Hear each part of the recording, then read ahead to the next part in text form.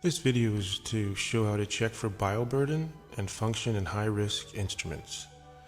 This first instrument is a Kerrison rongeur, and the first thing you do is check for bioburden in the working end. You check the foot plate and you check the upper chamber for any bone that could be lodged in there. A good way to check a rongeur for bioburden that is lodged in the instrument that you cannot see is to get a white card or a white towel and just give the rongeur a few flicks of the handle, and then check for debris. And if there is any signs of debris, that instrument needs to go back through the wash. And then you just want to start checking the overall appearance of the Kerrison. Check the screws. You want to make sure that these screws are not chewed up and that there's sharp burrs. And you do this by just rubbing your finger over the screw and make sure it's not catching. And there's also screws on the handle. You want to check for microfractures around the screw. And you also want to check the screw for burrs that could possibly cut a glove. And you always check the function. Make sure the Kerrison is not too loose, not too tight. One of the last things you do is you want to check the sharpness. And when you cut the card, you should be able to take a nice clean cut and pull away without the piece attached to the card. It should be a clean cut. You can see these are a perfect cut, perfect punch. Because this is cutting cartilage, and if it's ripping and tearing the cartilage, then that patient will end up having a longer healing time. Now this is a Kerrison here. This one needs repair, has a small little burr on the end. And when this one goes to cut, it's not making a clean cut and it's still attached. So when this Kerrison's used, when it cuts and the doctor pulls away, it's actually going to be ripping the cartilage. You can see you have to rip that out. That causes, makes the patient more susceptible for infection, a longer healing time, and scar tissue. See, it's just basically torturing the patients. Very important that these are checked every time after a procedure.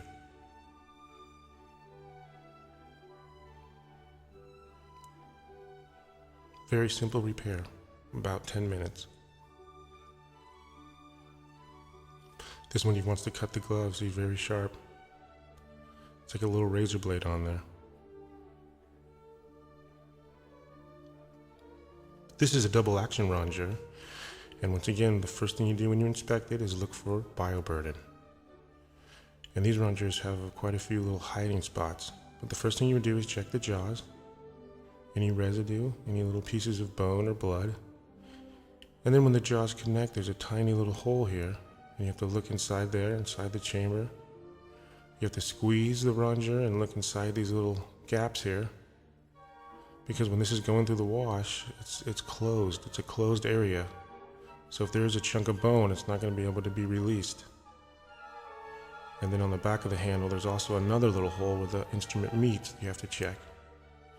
And then you just check the overall function, make sure there's no sharp burrs. Again, check the screws for burrs.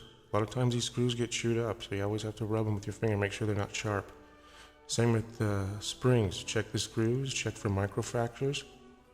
Quite often there's going to be microfractures right where the screw hole is. And then the last thing you do is check the sharpness. Should be a clean cut, a clean punch. Bite and pull away, and the paper should come away without being attached to the card. You can also do these rongeurs a little flick and check to see if there's any hidden bioburden lodged in the instrument that you cannot see. Now this rongeur has a small little burr on the end, probably from biting a wire or a pin. So when this one cuts, it's not going to make a clean cut. See, it's still attached. So when the doctor would pull away after making that cut, he's going to be ripping and tearing cartilage. And that's just a tiny little hole on that jaw. See, the whole side of that paper is still attached. And it'll be ripped away. Again, the patient would be more susceptible to infection, a longer healing time, and scar tissue. See, I'm squeezing very hard there and it just doesn't want to cut from one little burr. Again, that's a very simple repair, about 10 minutes. This is a pituitary rongeur. Very delicate. Again, these where the jaws meet, there's tiny little chambers in here that you have to check, both on the upper and lower jaws. So you check the cup of the jaws for any debris, any bone or blood. And you have to check the inside small little hole, little chamber. And there's also one where the handles meet. Looks like a little tiny little cave where there's blood and bone inside. And these instruments also have screws, so you rub your finger over the screws, make sure they're not chewed up, and they're going to be cutting gloves.